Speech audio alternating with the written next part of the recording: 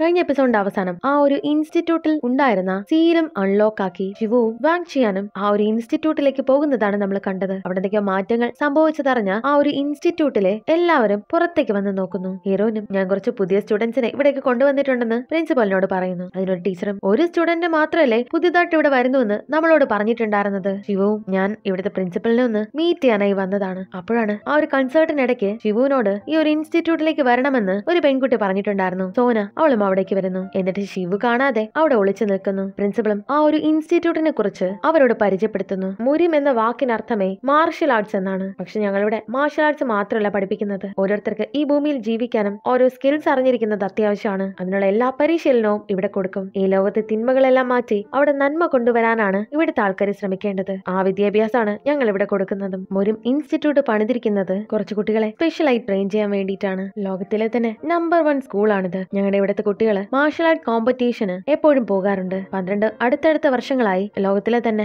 Number 1 ranking ആണ് നമ്മുടെ സ്കൂളിൽ വന്നിരിക്കുന്നത്. ലോകത്തെ പല ഭാഗത്തു നിന്നുള്ള കുട്ടികൾ ഇവിടെ വന്ന് പഠിക്കുന്നുണ്ട്. പക്ഷേ റെക്കോർഡ്സിലൊന്നും തന്നെ നമ്മുടെ സ്കൂളിന്റെ പേര് ഉണ്ടായിരിക്കില്ല. ആ സമയം അവിടുത്തെ കുട്ടികൾ ഒരു ഡ്രോൺ ഉപയോഗിച്ച് ഇവരെ രണ്ടുപേരെയും നോക്കിക്കൊണ്ട് നിൽക്കുകയായിരുന്നു. അവരും സംസാരിക്കുന്നുണ്ട്. ശിവു എന്ന് പറയുന്നത് ഒരു K-pop ഐഡലാണ്. അവനെന്താ ഇവിടെ ചെയ്യുന്നത്? അതുകൂടാതെ വാങ് ചിയാങ്ങും നമ്പർ 1 ബിസിനസ് മാനിന്റെ മോനാണ്. അത്രയും പണക്കാരനൊക്കെ ഈ ഒരു ഇൻസ്റ്റിറ്റ്യൂട്ടിൽ എന്തിനു വേണ്ടിയിട്ടായിരിക്കും വന്ന് പഠിക്കുന്നത്? ആ സമയം ഇവിടെ ടീച്ചർമാരുടെ ഇടയ്ക്കും ഡിസ്കഷൻ നടക്കുന്നുണ്ട്. ആ ഒരു മാജിക്കൽ സീൽ ആർക്കും അങ്ങനെ തകർക്കാനാകില്ല. എന്തായിരിക്കും അവിടെ സംഭവിച്ചിട്ടുണ്ടാവുക? ആ വന്ന 2 കുട്ടികളില് ആർക്കും ഒരു സീൽ തകർക്കാനുള്ള ഒരു കഴിവുണ്ടായിരിക്കണം. പക്ഷെ അവർക്ക് രണ്ടുപേർക്കും അതിന് സാധിക്കുമോ എന്ന് എനിക്ക് തോന്നുന്നില്ല. ഇവിടെ സോനയും ഹീറോയിനോട് ചോദിക്കുന്നുണ്ട്, നീ എങ്ങനെ അവരെ രണ്ടുപേരും കണ്ടുമുട്ടിയത്? അവള് നടന്ന കാര്യമൊക്കെ സോനയോടും പറയുന്നുണ്ട്. സോനയും എന്നാലും അവരെങ്ങനെയായിരിക്കും ആ ഒരു സീല് മാറ്റിയിട്ടുണ്ടായിരിക്കുക? അതിന് ഹീറോയിനും സാധാരണ നമ്മുടെ പ്രിൻസിപ്പൽ അല്ലേ നമ്മൾ വരികയും പോവുകയും ചെയ്യുന്ന സമയത്ത് സീല് തുറക്കുന്നത്. അതെങ്ങനെ സംഭവിച്ചെന്ന് അറിയില്ല. അപ്പോഴാണ് സോന ഓർക്കുന്നത്, അന്ന് പെർഫോമൻസിനിടയ്ക്ക് ശിവുവിന്റെ തലയിലേക്ക് ആ ഒരു ലൈറ്റ് വീഴുന്ന സമയം ആ ലൈറ്റ് കുറച്ചു സമയം നിശ്ചലമായിട്ട് നിന്നിട്ടുണ്ടായിരുന്നത്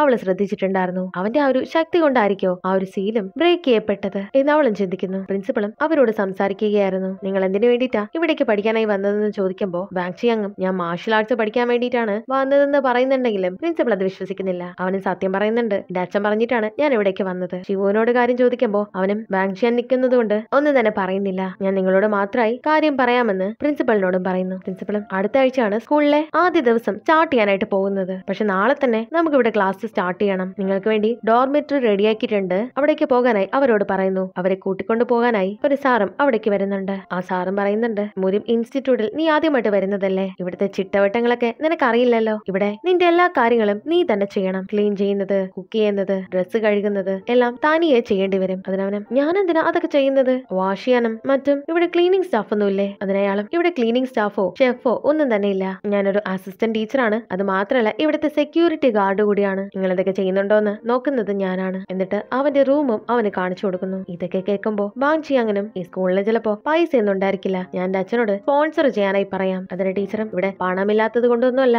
ഇപ്പോഴത്തെ കുട്ടികള് വെറുതെ എന്തെങ്കിലും ധരിക്കണം, കഴിക്കണം, എന്തെങ്കിലും വാങ്ങിക്കണം, പഠിക്കണം എന്നുള്ള ചിന്ത മാത്രമേ ഉള്ളൂ. മറ്റുള്ള കാര്യങ്ങൾ കൂടി ചെയ്യാൻ അറിഞ്ഞിരിക്കണമല്ലോ. അതുകൊണ്ട് ഇവിടെ കൊടുക്കുന്നത് യഥാർത്ഥത്തിലുള്ള വിദ്യാഭ്യാസമാണ്. അതുകൊണ്ട് അവനവന്റെ ഡ്യൂട്ടി അവനവൻ തന്നെ ചെയ്യണം. ഇതൊന്നും അവൻ ഇഷ്ടപ്പെട്ടിട്ടില്ല. ഇവിടെ ശിവുവും പ്രിൻസിപ്പളിനോട് കാര്യം പറയുന്നുണ്ട്. നിനക്കിത് കേൾക്കുമ്പോ ചിലപ്പോ ഭ്രാന്താണെന്ന് തോന്നിയേക്കാം. അത് കേൾക്കും പ്രിൻസിപ്പളും നിനക്ക് ചെവി കേൾക്കാനായി സാധിക്കില്ലല്ലേ? നീ അതിനു വേണ്ടിയിട്ടാണ് ഇവിടേക്ക് വന്നതെങ്കിൽ നീ ചെവിയുടെ കാര്യം മാത്രമേ ചിന്തിച്ചോളൂ. നിനക്കെന്തെങ്കിലും ഒരു മാറ്റം വേണ്ടേ? അതിനവനും എനിക്ക് കേട്ടാ മാത്രമല്ലേ എല്ലാ കാര്യങ്ങളും ചെയ്യാനായി സാധിക്കുകയുള്ളൂ. അയാളും നിന്റെ ചെവിയാണ് യഥാർത്ഥ കാരണം എന്ന് നീ വിശ്വസിക്കുന്നുണ്ടോ? ശരിക്കുള്ള കാരണം നിന്റെ ഉള്ളിലാണ്. നിനക്കിവിടെ പഠിക്കണമെങ്കിൽ ഞാനതെല്ലാം അക്സെപ്റ്റ് ചെയ്യാം. നിന്നെ ഭേദമാക്കാനുള്ള വഴി ഞാൻ കണ്ടെത്താം. അതിനവനും ഞാൻ ഇവിടെ പഠിക്കാനായി പോവുകയാണെന്നോ? എനിക്ക് ഒരുപാട് കാര്യങ്ങൾ ചെയ്തു തീർക്കാനുണ്ട്. വെറുതെ വന്ന് മാർഷൽ ആർട്സ് പഠിച്ചാൽ മാത്രം പോരാ. എന്തായാലും അത് മറന്നേക്ക്. ഞാൻ ഇവിടെ നിന്ന് പോവുകയാണ് എന്ന് പറഞ്ഞ് അവിടെ നിന്ന് പോകുന്നു. എന്നിട്ട് അവൻ മാനേജർക്ക് ഫോൺ ചെയ്തിട്ട്, എന്നാ ന്യൂസിൽ ഒരു പെൺകുട്ടി എനിക്കെതിരായി കാര്യങ്ങൾ സംസാരിച്ചില്ലേ, അവളെ ഞാൻ നാളെ കൊണ്ടുവരാം. ഒരു ഇന്റർവ്യൂവിന് തയ്യാറെടുപ്പ് നടത്താനായി പറയുന്നു. അതിന് മാനേജറും നീ കാരണം എന്തൊക്കെ നഷ്ടങ്ങളാണെന്ന് അറിയാമോ കമ്പനിക്ക് ഉണ്ടായത്? നിനക്ക് വേണ്ടിയിട്ട് ഒരുപാട് പണമാണ് ചെലവായിരിക്കുന്നത്. അതുകൊണ്ട് അതാദ്യം വീട്ടാനുള്ള വഴി നോക്ക്. ഡോക്യുമെന്റ്സ് എല്ലാം നിന്റെ അഡ്രസ്സിലേക്ക് അയച്ചിട്ടുണ്ട്. വക്കീലിനെ വന്ന് കണ്ടു കഴിഞ്ഞാൽ എല്ലാ കാര്യങ്ങളും നിനക്ക് അറിയാനായി സാധിക്കും. ശേഷം വാങ് ചിയാനെ പരിചയപ്പെടാൻ വേണ്ടിയിട്ട് അവിടെയുള്ള കുറച്ച് കുട്ടികളും വരുന്നുണ്ട്. അവിടുത്തെ ലീഡറും അവന് അടുത്ത ക്ലാസ്സിന് വേണ്ടിയിട്ട് തയ്യാറെടുക്കാനായി ടൈം ടേബിൾ ഒക്കെ കൊടുക്കുന്നുണ്ട്. ഇവിടെ എല്ലാത്തിനും കൃത്യമായ സമയമൊന്നും ഇല്ല.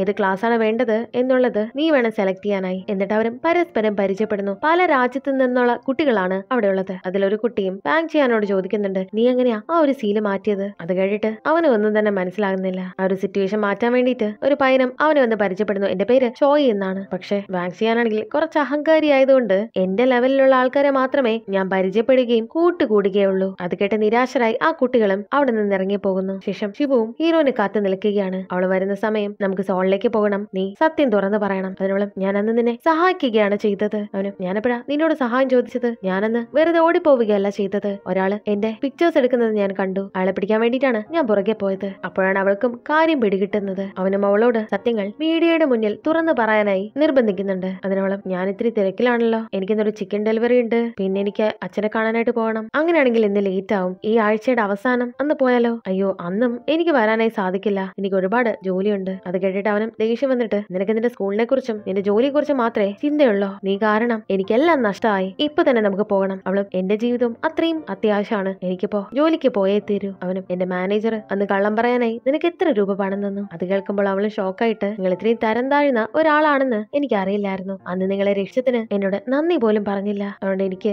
ഇപ്പോൾ ജോലിക്ക് പോയേ തീരൂ, നിങ്ങളുടെ കൂടെ വരാനായി സാധിക്കില്ലെന്ന് പറഞ്ഞ് അവിടെ നിന്ന് പോകുന്നു. ശേഷം ശിവുവും അവനെ കുറിച്ച് ഇന്റർനെറ്റിൽ സെർച്ച് ചെയ്ത് നോക്കുന്ന സമയം ഇപ്പോഴും അവനെതിരെ ഒരുപാട് നെഗറ്റീവ് കമന്റ്സ് വരുന്നുണ്ട്. അപ്പോഴാണ് അവൻ ഒരു കാര്യം ഓർക്കുന്നത്. ഇവന്റെ സുപ്പീരിയർ മാനേജറും ഒരിക്കലും ഇവനെ കാണാനായി വന്നിട്ടുണ്ടായിരുന്നു. അന്ന് ഇവനൊരു K-pop ഐഡൽ ഒന്നും ആയിട്ടില്ല. ഇവൻ ഇന്റർനെറ്റിൽ ഒരു പാട്ട് അപ്ലോഡ് ചെയ്തിട്ടുണ്ടായിരുന്നു. അത് വലിയ ഹിറ്റ് ആവുകയും ചെയ്തു. അയാളും നിന്റെ നിക് നെയിം മോബിയസ് എന്നല്ലേ, നമുക്ക് ഒരുമിച്ച് വർക്ക് ചെയ്താലോ എന്ന് പറഞ്ഞിട്ട് അയാളുടെ കമ്പനിയിൽ അവനെ ക്ഷണിക്കുകയായിരുന്നു. അങ്ങനെ പതിയെ പതിയെ പാട്ടൊക്കെ റിലീസ് ചെയ്ത് അവനും അവന്റെ ആദ്യത്തെ പാട്ടിന് തന്നെ റാങ്കിങ്ങിൽ ഒന്നാമതായിട്ട് എത്തുന്നുണ്ട്. സുപ്പീരിയർ മാനേജറും മകനെ എന്ന് വിളിച്ചിട്ടാണ് അവനെ കൺഗ്രാചുലേറ്റ് ചെയ്യുന്നത്. കാരണം അവന് അച്ഛനമ്മയും ഒന്നും തന്നെ ഇല്ല, അവനൊരു അനാഥനായിരുന്നു. ഞാൻ വേണമെങ്കിൽ നിന്റെ അമ്മയോ നിന്റെ അച്ഛനെയോ ഒക്കെ ആകാം, നിന്നെ ഞാൻ നന്നായി നോക്കിക്കൊള്ളാം എന്നാണ് അയാളെ പറഞ്ഞിട്ടുണ്ടായിരുന്നത്. ഇപ്പോൾ അത് ഓർക്കുമ്പോ അവന് ദേഷ്യം വരുന്നുണ്ട്. ആദ്യമേ തന്നെ പണം മാത്രമായിരുന്നു അയാളുടെ ലക്ഷ്യം. വീണ്ടും അവൻ ആ പ്രശ്നം വരാനായി തുടങ്ങുന്നു. ആ സമയം പ്രിൻസിപ്പളും അത് കണ്ടിട്ട് അവിടേക്ക് വന്ന് അവന്റെ തലയൊക്കെ മസാജ് ചെയ്ത് കൊടുക്കുന്നുണ്ട്. ഈ ലോകത്തിൽ ഓരോ ആൾക്കാരുടെയും എനർജി എന്ന് പറയുന്നത് ഒരുപോലെയാണ്. നിനക്ക് ചെവി കേൾക്കാനാകുന്നില്ലെങ്കിൽ നിന്റെ ഏതോ ഒരു എനർജിയുടെ പോയിന്റ്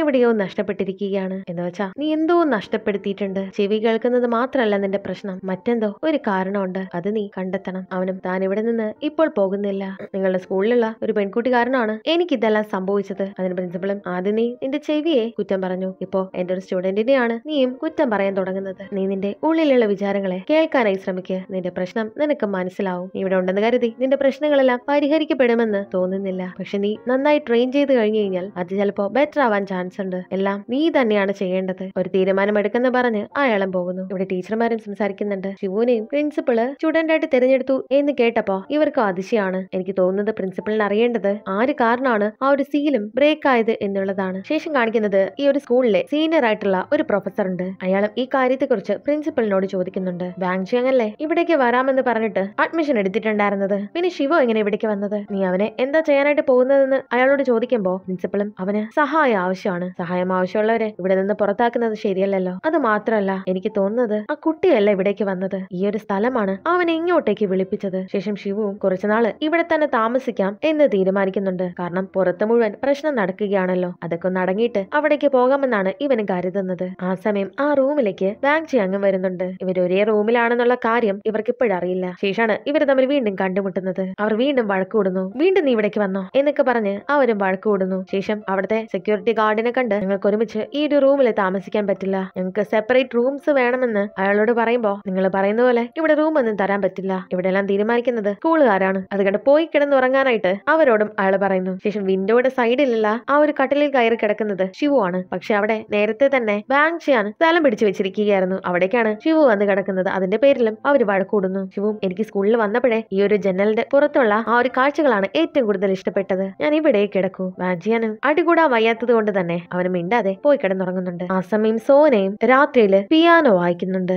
ആ മ്യൂസിക് ഒക്കെ കേട്ട് ശിവു നന്നായിട്ട് ഉറങ്ങുന്നുണ്ട്. പക്ഷെ വാങ്ചിയാന് ഉറക്കം വരുന്നില്ല. ഈ സ്കൂളിൽ രാത്രി ആർക്കും ഉറക്കമല്ലേ, എവിടെ നിന്നിട്ടാ ഈ ഒരു സൗണ്ട് വരുന്നത് എന്ന് പറഞ്ഞ് അവനും പിറുപിറുക്കുന്നു. അടുത്ത ദിവസം രാവിലെ സെക്യൂരിറ്റി ഗാർഡും അവരെ വിളിച്ചുണർത്തുന്നുണ്ട്. ക്ലാസ് തുടങ്ങാറായി, വേഗം വരാനായി പറയുന്നു. അവരും വളരെ കഷ്ടപ്പെട്ട് എഴുന്നേൽക്കുന്നുണ്ട്. ഇവിടെ ഫൈറ്റിംഗ് ക്ലാസ് നടക്കുകയാണ്. എല്ലാവരും വാമപ്പ് ചെയ്യുന്നു. വാങ്ചിയാനും ഹീറോയിനെ കൈയെടുത്ത് കാണിക്കുന്നുണ്ടെങ്കിലും അവളവനെ മൈൻഡ് ചെയ്യുന്നില്ല. സോനയും ശിവുനെ കണ്ടിട്ട് ഒളിച്ചു നിൽക്കുന്നുണ്ട്. ഇവളല്ലേ അവനെ ഇവിടേക്ക് വിളിച്ചു വരുത്തിയത്. ക്ലാസ്സിന് ശേഷം ശിവുവും സോനയ്ക്ക് വേണ്ടി വെയിറ്റ് ചെയ്യുന്നു. നീയല്ലേ അന്ന് സ്റ്റേജിൽ വെച്ചിട്ട് എന്നെ രക്ഷപ്പെടുത്തിയത്, എന്തിനാ അത് ചെയ്തത്? നീ എന്തിനാ മുരും ഇൻസ്റ്റിറ്റ്യൂട്ടിലേക്ക് വരാനായിട്ട് എന്നോട് പറഞ്ഞത്? അതിനോളം നീ ഇന്നലെ നമ്മുടെ പ്രിൻസിപ്പളിനെ കണ്ടില്ലേ, അയാള് വളരെ കഴിവുകളുള്ള മനുഷ്യനാണ്. അത് മാത്രല്ല ഈ ഒരു സ്ഥലം വളരെ ശാന്തതയുള്ളതാണ്, അതുകൊണ്ടൊക്കെയാണ് ഇവിടേക്ക് വരാനായിട്ട് പോകാനായിട്ട് പറഞ്ഞത് എന്ന് പറഞ്ഞ അവളും തടി തപ്പുന്നു. ശേഷം വാങ് ചിയാനും ഹീറോയിനെ അന്വേഷിച്ച് അവിടെയൊക്കെ നടക്കുന്നുണ്ട്. അവനും അവളെ ഏരിയൽ എന്നാണ് വിളിക്കുന്നത്. അവനെ രക്ഷിച്ച മത്സ്യകന്യക അവളാണെന്നാണ് അവൻ വിശ്വസിക്കുന്നത്. അതുകൊണ്ടാണ് അവൻ അങ്ങനെ വിളിക്കുന്നത്. നോക്കുമ്പോ അവള് കിച്ചൺ ഡ്യൂട്ടിയിലായിരുന്നു. അവളും ഏരിയൽ എന്ന് വിളിക്കുന്നത് കേട്ടിട്ട്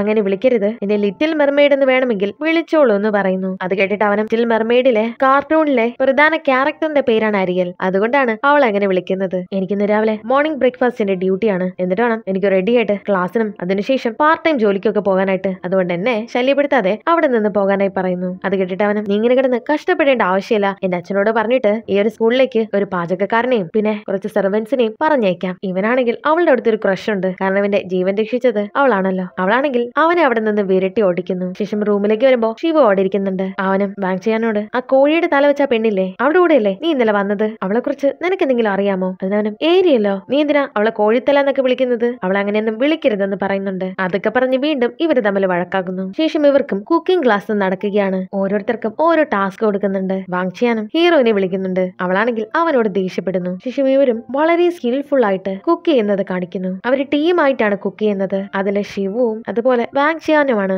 ഒരു ടീമിലുള്ളത്. സാറ് വന്ന് നോക്കുമ്പോ വാങ് ചിയാനാണെങ്കിൽ ക്യാരറ്റ് അരിഞ്ഞുകൊണ്ടിരിക്കും, അത് കഴിച്ചുകൊണ്ടിരിക്കുന്നുണ്ട്. അതുകൊണ്ട് അവന്റെ കയ്യില് ബാറ്റർ റെഡിയാക്കാനായിട്ട് കൊടുക്കുന്നു. ആ സമയം അവിടെ മറ്റൊരു പയ്യനും ആ ഒരു ബാറ്ററിലേക്ക് കുറെ ഐസ് വാരി ഇടുന്നുണ്ട്. അത് കണ്ടിട്ട് അവന്റെ പാർട്ട്ണറായ ചോയും നീ ഇത് ഇത്ര ഐസ് ഒക്കെ ഇടുന്നത് എന്ന് അവരോട് ചോദിക്കുന്നുണ്ട്. ഇവനും എന്തോ ഒരു പ്ലാൻ ഉണ്ട്. ഇവനീ ബാറ്റർ കൊണ്ട് വാങ് ചിയാങ്ങിന്റെ കയ്യിൽ കൊടുക്കുന്നു. ഞാൻ ഒരുപാട് ബാറ്റർ തയ്യാറാക്കി, ഇനിയും ബാക്കിയിരിക്കുന്നുണ്ട്, അതുകൊണ്ടാണ് നിനക്കിത് തരാനായിട്ട് വന്നതെന്ന് പറഞ്ഞ് അവന്റെ കൈ കൊടുക്കുന്നു. ഇവനും അതിനകത്ത് കൂടുതൽ ഐസ് ഉണ്ടെന്ന് ശ്രദ്ധിക്കാതെ കുറെ ക്യാരറ്റും മറ്റു വെജിറ്റബിൾസും ഒക്കെ അതിൽ തട്ടിയതിനു ശേഷം ചൂടുള്ള എണ്ണയിലേക്ക് അതിനിടുന്നുണ്ട്. ആ സമയം ആ ഒരു പാത്രമാകെ തീ പിടിക്കുന്നുണ്ട്. ആ ഒരു തീ വരുന്നത് കണ്ടിട്ട് ശിവവും വല്ലാതെ പേടിക്കുന്നു. ഇവനും എന്തൊക്കെയോ ചില ഓർമ്മകളും വരുന്നുണ്ട്. വീണ്ടും അവൻ ആ ചെവി വേദന അനുഭവപ്പെടുന്നു. അവനും വല്ലാതെ പേടിക്കുന്നു. ആ ഒരു എണ്ണയിൽ നിന്നും കുറെ പച്ചക്കറികളൊക്കെ തെറിച്ചു വരുന്നുണ്ട്. അതൊക്കെ കുട്ടികളും തട്ടി മാറ്റുന്നു. അവസാനം ആ എണ്ണയിരിക്കുന്ന പാത്രം വീഴാനായി പോകുന്ന സമയം സോനയാണ് ശിവുവിനെ രക്ഷിക്കുന്നത്. ശേഷം എല്ലാം ഒന്ന് അടങ്ങിയതിനു ശേഷം ശിവുവും വാങ് ചിയാന്റെ അടുത്തേക്ക് വരുന്നു. നീ പർപ്പസ്ഫുള്ളി അതിനകത്ത് ഐസ് എടുത്തിട്ടതല്ലേ എന്നൊക്കെ പറഞ്ഞ് അവനുമായിട്ട് വഴക്ക് കൂടുന്നു. ഇതൊക്കെ മറ്റൊരു പയ്യന്റെ പ്ലാൻ ആയിരുന്നു. ടീച്ചേഴ്സും ഈ ഒരു സംഭവത്തിനെ കുറിച്ച്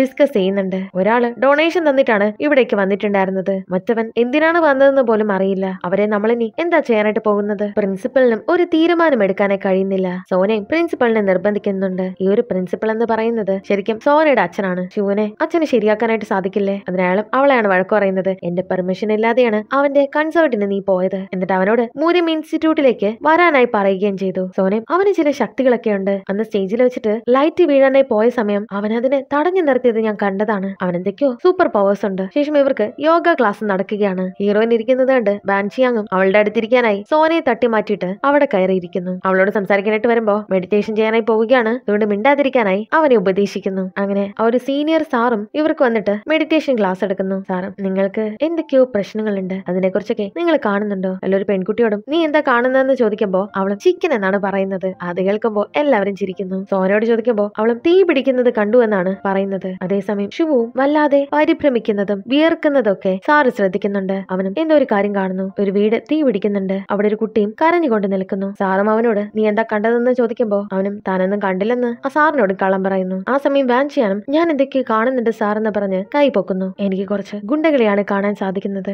ഞാൻ അവിടെ ഉണ്ടായിരുന്നെങ്കിൽ ആ ഒരു പെൺകുട്ടി അവിടെ വിട്ടിട്ട് എന്നെ ജീവൻ രക്ഷിച്ച് ഞാൻ അവിടെ നിന്ന് ഓടിപ്പോകുമായിരുന്നു. ഇത് ശരിക്കും ശിവുവിനെ ഉദ്ദേശിച്ചാണ് അവനും പറയുന്നത്. അത് മറ്റു കുട്ടികൾക്കും മനസ്സിലാകുന്നുണ്ട്. അവനും ദേഷ്യം വരുന്നു. ശേഷം ഫൈറ്റിംഗ് ക്ലാസ് നടക്കുകയാണ്. ഹീറോയിനും സോനയും കൂടി ഫൈറ്റ് ചെയ്തുകൊണ്ട് നിൽക്കുന്ന സമയം എല്ലാ കുട്ടികളും അവരെ അപ്രീഷിയേറ്റ് ചെയ്യുന്നുണ്ട്. അവർ രണ്ടുപേരും അവിടേക്ക് വരുന്നു. അവരെ കണ്ടിട്ട് കുക്കിംഗ് ക്ലാസ്സിൽ വെച്ചിട്ട് പ്രശ്നം ഉണ്ടാക്കിയ ആ ഒരു പയ്യൻ ജങ്ങും നിന്നെ പോലുള്ള ബിഗിനറിന് പറ്റിയ ഒരു പരിപാടിയല്ല ഇത്, അതുപോലെ ഒരു ഉപയോഗമില്ലാത്ത ആ ഒരു ഐഡലിനും ഈ ഒരു ക്ലാസ് പറ്റില്ല. വാങ് ചിയാനും അവനെ എതിർക്കുന്നുണ്ട്. അവന് ചോദിക്കുന്നത് നിന്റെ അച്ഛന് പണമുള്ളതുകൊണ്ടല്ലേ നീ ഇവിടേക്ക് വന്നത്? നിനക്ക് പണത്തിന്റെ അഹങ്കാരം കാണിക്കണമെങ്കിൽ അത് ഇവിടെയല്ല ചെയ്യേണ്ടത്. നിനക്ക് സമയം കളയാനുള്ള ഒരു സ്ഥലമല്ല ഇത്. എനിക്കിവിടെ മാർഷൽ ആർട്സ് പഠിക്കാൻ വരാനായിട്ട് യാതൊരു താല്പര്യമില്ല, എനിക്കിവിടെ വരേണ്ടി വന്നതാണ് എന്നൊക്കെ പറഞ്ഞ് അവരും വഴക്കൂടുന്നു. സോനയും നമ്മളിവിടെ വന്നിരിക്കുന്നത് എല്ലാവർക്കും അവരവരുടെ സ്വപ്നങ്ങളും പ്രതീക്ഷയും ഉള്ളത് കൊണ്ടാണ്. നിങ്ങൾക്ക് ഈ ക്ലാസ് അറ്റൻഡ് ചെയ്യാൻ സാധിക്കില്ലെങ്കിൽ മറ്റേതെങ്കിലും ക്ലാസ്സിൽ പൊക്കോളൂ എന്ന് അവരോട് രണ്ടുപേരോടുമായി പറയുന്നുണ്ട്. ഇവർക്ക് ഒരു സ്കില്ലും തന്നെ ഇല്ലെന്നാണ് എല്ലാവരും പറയുന്നത്. അതുകൊണ്ട് തന്നെ ഞങ്ങളുടെ സ്കിൽ എന്താണെന്ന് ഞങ്ങൾ കാണിച്ചു തരാം. അതിന് ജങ്ങും ഒരു കണ്ടീഷൻ വെക്കുന്നുണ്ട്. നമുക്കൊരു കോമ്പറ്റീഷൻ വെക്കാം, ശിവുവും വാങ് ചിയാനും ഫൈറ്റ് ചെയ്യണം. അങ്ങനെയാണെങ്കിൽ നിങ്ങൾക്ക് സ്കിൽസ് ഉണ്ട് എന്നുള്ള കാര്യം ഞങ്ങൾ സമ്മതിച്ചു തരാം. അതിന് മറ്റുള്ളവരും എതിർക്കുന്നു. ഇവർക്ക് എന്തെങ്കിലും സംഭവിച്ചു കഴിഞ്ഞാൽ ഈ ഒരു സ്കൂളിൽ നിന്നും നിന്നെ പുറത്താക്കുന്നതായിരിക്കും. ശേഷം അവർ രണ്ടുപേരും ഫൈറ്റ് ചെയ്യുന്നു. വളരെ സ്കിൽഫുൾ ആയിട്ടാണ്